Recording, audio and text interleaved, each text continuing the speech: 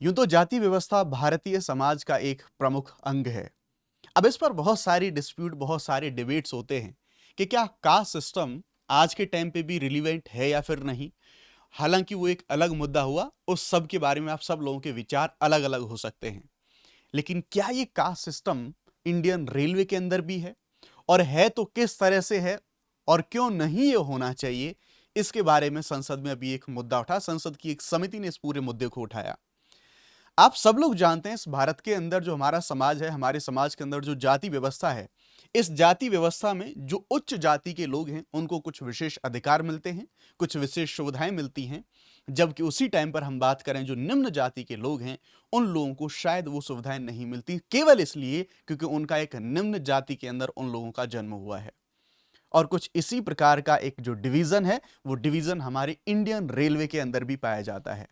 अभी पार्लियामेंट के अंदर पार्लियामेंट के अंदर एक पीएसी जो हमारी कमेटी है, यानी कि जो कुछ वित्तीय समितियां होती हैं जो कि सरकार के ऊपर नियंत्रण रखने की कोशिश करती हैं, उस पीएसी जो समिति थी वो एक सीएजी की रिपोर्ट की जांच कर रही थी। और उस रिपोर्ट के अंदर यहां पर यही सवाल पूछा गया विपक्ष की ओर से सरकार से कि क्या भारतीय रेलवे भी इस रेलवे के अंदर जाति व्यवस्था को अपना रही है। ऐसा क्यों कहा गया। उससे पहले मैं आपको कुछ जो इमेजेस हैं उन इमेजेस को दिखाना चाहूंगा, जिसके बाद में आप चीजों को ज्यादा बेहतर तरीके से समझ पाएंगे। तो आप द हिंदू न्यूज़पेपर की जो रिपोर्ट है उसे आप यहां पर देख सकते हैं, जो कि काफी ज्यादा चर्चाओं में है। Why is there is a caste system of 4 trains, ask PAC.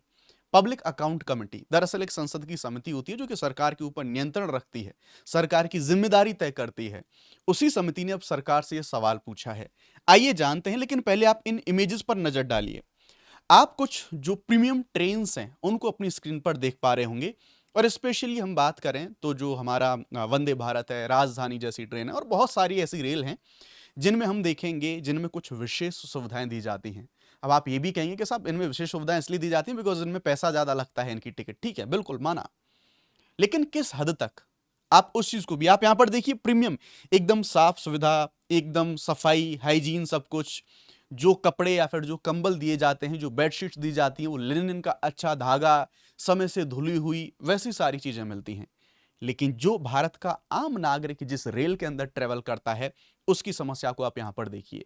जो भारत का मुख्य व्यक्ति, क्योंकि ध्यान रखिएगा रेलवे केवल एक यातायात का जरिया नहीं है, केवल एक आप इसे ट्रांसपोर्ट नहीं मान सकते, बल्कि रेलवे भारत के उस आम आदमी के लिए एक एक जगह से दूसरी जगह जाने का एक आप इसे प्रॉफिट के तौर पर हमेशा नहीं देख सकते। और इसीलिए रेलवे का जो सरकारीकरण हम देख सकते हैं, इसलिए यहां पर करा गया कि इसे आप बेनिफिट के तौर पर नहीं देख सकते। एक आम आदमी जो ट्रेवलिंग का बड़ा खर्चा नहीं उठा सकता, वो इनके अंदर ट्रेवल करता है। जबकि जो हम देखेंगे जो जनरल कोचेज होते हैं या फिर सामान्य जो रेलें होती हैं जो कि प्रीमियम क्लास की नहीं होती, उनकी सामान्य व्यवस्थाओं पर आप एक बार नजर डालिए। इसी सभी चीज को यहां पर उठाने की कोशिश करेगी पीएसी के द्वारा। उनमें आपको अनहाइजीन कंडीशंस मिलेंगी। वॉशरूम्स में आप चले जाएं तो हो सकता है आपको वोमिटिंग होने की कगार पर आप लोग आ जाएं। सामान्यतः बीच अगर आप बर्थ पे जाएंगे, आप कोच के अंदर जाएंगे, तो वहां पर आपको ऐसी बहुत सारी समस्याएं देखने को मिलेंगी। तो इसी चीज को यहां पर रेज करा गया पार्लियामेंट के अंदर, जो हमारी पब्लिक अकाउंट कमेटी है इसके द्वारा। ये पब्लिक अकाउंट जो कमेटी है, ये दरअसल सीएजी की मित्र भी इसको बोला जाता है, controller and auditor general of India. यानी कि जो भी सरकार पैसा खर्चा करती है, सीएजी उसका ऑडिट करते हैं। सामान्य भाषा में आपको बताऊं, सीएजी जब इसका ऑडिट करते हैं तो फिर उस पर जांच करी जाती है इस समिति के द्वारा। और इसी समिति ने तभी उस समय पर जो सरकार से या फिर जो मंत्रालय है, उस मंत्रालय से, रेलवे बोर्ड से यह जवाब मांगा कि आप एक बात बताइए, एक तरफ जो प्रीमियम ट्रेन है उनमें आप इतनी बेहतरीन सुविधा वहां पर प्रोवाइड कर रहे हैं, लेकिन उनका फेयर ज्यादा है डेफिनेटली। दूसरी तरफ जो जनरल कोचेज हैं या फिर जो सामान्य आदमी जिनमें ट्रेवल करता है, उनमें बेसिक सी आधारभूत सुविधाएं तक नहीं है। जिस तरह से कास्ट बेसिस के आधार पर हम देखेंगे, कास्ट में कि जो लोग उच्च जाति में हैं तो उनको उच्च अधिकार मिलेंगे, उनको विशेषाधिकार मिलेंगे। इसी तरह पर यहां पर जो देखेंगे जो प्रीमियम क्लासेस के अंदर जो लोग ट्रेवल कर रहे हैं, क्या उनको कुछ विशेष अधिकार मिलेंगे। और जो जनरल क्लास में, क्योंकि वो लोग कम पैसे दे रहे हैं, तो उन लोगों को साफ सफाई जैसी आधारभूत सुविधाएं नहीं मिलेंगी। यहां पर सवाल एक ये नहीं है कि पैसे देने वाला मामला, प्रीमियम क्लास वाला मामला। दरअसल यहां पर पूरा सवाल सबसे बड़ा ये उठता है कि अगर जो जनरल कोचेज हैं या फिर सामान्य जो ट्रेन हैं, अगर उनका किराया कम है, तो क्या किराया कम होने की वजह से, पैसे कम देने की वजह से, क्या उन लोगों को, क्या उस आम आदमी को जो साफ सफाई की जो आधारभूत सुविधाएं हैं, क्या वो भी नहीं मिलेंगी। इन सवालों को पूछा गया रेलवे बोर्ड के चेयरमैन से, मंत्रालय से, जो विपक्ष के लोग हैं, जो कि पब्लिक अकाउंट कमेटी के अंदर होते हैं। तब यहां पर इस चीज को यहां पर हम देखेंगे, यहां पर बोला गया। तो पीएससी ने सवाल उठाया और यहां पर जो जाति प्रथा है ना, इसका एक मेटाफर के तौर पर इस्तेमाल करा गया कि जिस तरह से जाति प्रथाओं में भेदभाव होता है, उच्च जाति के लोगों को विशेष सुविधाएं, निम्न जाति के लोगों को ऐसी सुविधाएं नहीं मिलती। मतलब ये कि रेलवे की जो प्रीमियम ट्रेन और साधारण ट्रेन के बीच में सुविधाएं में बड़ा अंतर जो है वो हमें यहां पर देखने को मिलता है। पब्लिक अकाउंट कमेटी ने 9 फरवरी 2026 की एक बैठक में सरकार से यह पूछा कि क्या भारतीय रेलवे में दो तरह की व्यवस्था चल रही है। प्रीमियम ट्रेन में जो प्रीमियम ट्रेन है उनमें बेहतर लिनन का जो धागा है वो मिलता है, बेहतर सुविधाएं, साफ कोच होते हैं, जबकि सामान्य जो ट्रेन है उनमें गंदगी, समस्या, ये सारी समस्याएं देखने को मिलती हैं। और ये चर्चा हो रही थी सीएजी की रिपोर्ट के ऊपर। सीएजी की एक रिपोर्ट जिसको हम यहां पर कह सकते हैं cleanliness and sanitation in long distance train, March 2023 तक इसकी समीक्षा करी जा रही थी इस पब्लिक अकाउंट कमेटी के द्वारा। और साफ सफाई का मुद्दा बहुत लंबे समय से रहा है ट्रेनों के अंदर। इस कमेटी की जो बातचीत हो रही थी तब इस पूरे मुद्दे को यहां पर उठाया गया।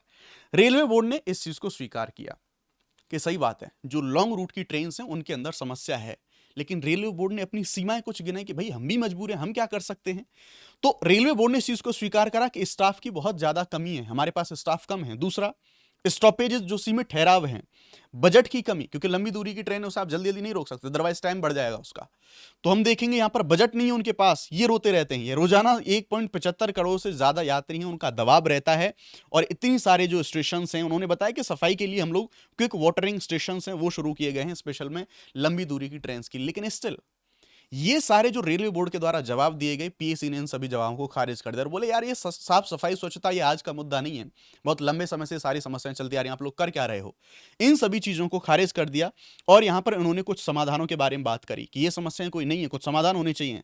नियमित साफ सफाई के ऑडिट कराओ आप ट्रेन के अंदर, एक डिजिटल डैशबोर्ड बनाया जाए जिसमें शिकायतों और उनके समाधान का पूरा डेटा हो, समान तरीके से शिकायत निवारण प्रणाली, चाहे आम कोई रेलवे हो चाहे कोई प्रीमियम रेलवे हो, उसके लिए जो जोन अच्छा काम करें उनको आप इंसेंटिवाइज करो, जो जोन अच्छा काम नहीं कर रहे उनको आप पनिश करो। ऐसी चीजें, जो चादर कंबल धुलाई पर मैनेजमेंट है अलग से वहां पर फोकस करा जाए। और सफाई का बजट बढ़ाओ सो दैट क्विक वाटरिंग जो स्टेशन है उनके नंबर्स भी आप लोग यहां पर बढ़ाओ। एक्चुअल में मुद्दा अगेन वही है। असल में मुद्दा यह है कि भारतीय रेलवे में आप जो पैसा दे रहे हैं टिकट के लिए, क्या उसके आधार पर आपको स्वच्छता जैसी आधारभूत चीजें वो भी नहीं मिलेंगी? क्या आपको साफ सफाई जैसा मूल अधिकार जैसी चीजें, उसके लिए आपको प्रीमियम टिकट है, प्रीमियम ट्रेन है, उसके अंदर ट्रेवल करना पड़ेगा? तो मतलब गरीब और अमीर को इस तरह से इतनी बेसिक सी चीज पर यहां पर बांट दिए जाने की कोशिश करी गई है। इसलिए यहां पर जो जाति व्यवस्था है, जो कास्ट सिस्टम है, उस शब्द का इस्तेमाल, उस मेटाफर का इस्तेमाल यहां पर इस पूरे मुद्दे के अंदर करा गया है। अब बात करते हैं जिस पीएससी ने सवाल उठाए वो पीएससी एक्चुअल में है क्या, बहुत इंपॉर्टेंट है। तो संसद, दरअसल हम जानते हैं कि जो हमारी एग्जीक्यूटिव होती है, जो हमारी सरकार होती है, उस सरकार के ऊपर लेजिस्लेचर का कंट्रोल रहता है। और उसी के कुछ टूल्स हमें देखने को मिलते हैं जिसमें संसद की कुछ वित्तीय समितियां होती हैं कि सरकार आम जनता का, टैक्स पेयर का जो पैसा है, उस पैसा का लेखा जोखा ले सके कि उस पैसे को कहां पर खर्च किया जा रहा है, वो पैसा सही तरह से खर्च हो रहा है या फिर नहीं हो रहा। वैसी कंडीशन में कुछ समितियां होती हैं, 3 प्रमुख समितियों के बारे में बात करी जाती है जो कि स्थायी होती हैं। पीएसी जिसे हम यहां पर कहते हैं पब्लिक अकाउंट कमेटी, एक हम देखेंगे एक एस्टिमेट कमेटी होती है और एक सार्वजनिक उद्यमों पर समिति होती है। जिस पीएसी के बारे में हम बात करते हैं, जो सीएजी किसी मामले की ऑडिट करते हैं, उस ऑडिट की जांच करी जाती है इस कमेटी के द्वारा। चूंकि इस कमेटी के अंदर सरकार के लोग भी, विपक्ष के लोग भी होते हैं, इसलिए सरकार के ऊपर नियंत्रण स्थापित करने की कोशिश करी जाती है, जैसे इस मामले में आप लोग यहां पर देख सकते हैं। तो कहीं ना कहीं जो हमारे यहां पर संसदीय शासन प्रणाली में उत्तरदायित्व का मामला है वो और ज्यादा स्ट्रांग होता हुआ हमें यहां पर इस कमेटी के माध्यम से देखा जाता है, जो कि इस कमेटी ने यहां पर रेज किया है। इसकी स्थापना कब होती है? तो ब्रिटिश समय पर 1921 में, 1919 का जो हमारा अधिनियम था उसके माध्यम से 1921 में इस समिति की स्थापना हमें देखने को मिलती है। और सीएजी से संबंधित प्रोविजंस तो यहां पर हैं, लेकिन जो सीएजी ऑडिट करते हैं उस ऑडिट की जांच इस कमेटी के द्वारा यहां पर करी जाती है। ठीक है, तो उनमें से एक ही है, बाकी एस्टिमेट और पब्लिक अंडरटेकिंग इसी प्रकार की जो कुछ कमिटीज हैं वो होती हैं। कई बार एग्जामिनेशन में यहां से क्वेश्चन पूछ लिए जाते हैं। तो टोटल 22 मेंबर होते हैं और इन 22 में 15 प्लस 7 का हमें जो कॉम्बिनेशन है कि 15 लोकसभा से 7 राज्यसभा से दोनों होते हैं। इसका जो चेयरपर्सन है वो हमें अपोजिशन से देखने को मिलता है और ये एक परंपरा को हम लोग यहां पर फॉलो कर रहे हैं। ठीक है, तो अब हम देखेंगे 1 वर्ष के लिए इनका इलेक्शन है वो यहां पर होता है। विपक्षी दल की परंपरा है और वर्तमान में केसी वेणुगोपाल साहब के द्वारा इस सवाल को उठाया गया था, जो कि इसके अभी यहां पर अध्यक्ष हैं। मेन काम क्या है? सीएजी की रिपोर्ट की जांच करती है, जैसा इस मामले में आपने देखा, और साथ ही साथ उनकी जांच करने के बाद सरकारी पैसे की वैधता देखती है कि सरकार का पैसा जो खर्चा हो रहा है क्या वो सही हो रहा है कि नहीं, कहीं गलत तरीके से उस पैसे का इस्तेमाल तो नहीं हो रहा। अगर पैसे का दुरुपयोग हुआ तो उस चीज को संसद के अंदर रेज करा जाता है इसके द्वारा, और एक अकाउंटेबिलिटी उसको सुनिश्चित किया जाता है। मंत्रालय और सरकार के जो विभाग हैं उनको यहां पर उत्तरदायित्व बनाया जाता है इसके माध्यम से। तो ये है पूरा का पूरा मामला जिस मुद्दे के बारे में हमने यहां पर बात करी। अब बात करते हैं, अगर आप लोग अपनी यूपीएससी सीएससी की तैयारी के लिए अनअकैडमी के साथ जुड़ना चाहते हैं तो आप अनअकैडमी के प्लस कोर्सेज को तो जुड़ ही सकते हैं, लेकिन उसके अलावा एक जो सबसे बड़ी चीज है वो है 15 तारीख को अनअकैडमी का एक ऑल इंडिया जो मॉक टेस्ट है वो यहां पर हो रहा है, एकदम यूपीएससी सीएससी के पैटर्न पर, सुबह 9:30 बजे और दोपहर को 2:30 बजे ये टेस्ट होगा। प्रॉपर 2 घंटे का आपको ऑल इंडिया के बेसिस पर आपको रैंक है वो रैंक प्रोवाइड कराई जाएगी। ध्यान रखिए आप इस टेस्ट को एनरोल कर सकते हैं। अगर किसी भी टेस्ट में या फिर किसी भी कोर्स के समय पर आपसे कोई कोड पूछा जाए तो आपको एक कोड इस्तेमाल करना होगा, और इस कोड का नाम है या फिर ये कोड है SSYT लाइव। जैसे ही आप इस कोड का इस्तेमाल करेंगे सारी चीजें आपके लिए अनलॉक हो जाएंगी, बहुत सारी फ्री जो सुविधाएं हैं वो भी आपको यहां पर मिल रही होंगी। आप हमारे प्लस कोर्सेज के साथ जुड़ सकते हैं जस्ट इन 24,999 के अंदर, जिसमें जीएससी सेट टेस्ट सीरीज आपको सब कुछ यहां पर मिलता है यूपीएससी सीएससी की प्रिपरेशन के लिए। ठीक है, तो ये लिमिटेड टाइम के लिए ऑफर है, 24,999 में आप जुड़ सकते हैं। ऑल इंडिया के साथ साथ हमारा एक पेड टेस्ट सीरीज भी है जो कि एक बेहतरीन टीम के द्वारा बनाया गया है, आपके घर तक भी आपको मिलेगा ऑनलाइन ऑफलाइन, जस्ट इन 1999, केवल 2,000 रुपए में ऑनलाइन ऑफलाइन आपको 30 टेस्ट हैं वो यहाँ पर आपको मिल रहे होंगे। और अगर आप यूपीएससी सीएससी की तैयारी कर रहे हैं तो पीवाईक्यू सबसे इंपॉर्टेंट हो जाते हैं। टॉपिक वाइज 35 साल के पीवाईक्यू मैं अनअकैडमी प्लेटफॉर्म पर करवाता हूं शाम को डेली 9 बजे, जो कि पूरी तरह फ्री है। सॉल्यूशन के साथ फ्री पीडीएफ भी आपको प्रोवाइड कराता हूं पीवाईक्यू की। डेली इवनिंग में 9 बजे जरूर आएं, बहुत ही अच्छी क्लास होती है, फ्री क्लासेस का फायदा आप जरूर उठाएं। थैंक यू वेरी मच, जय हिंद।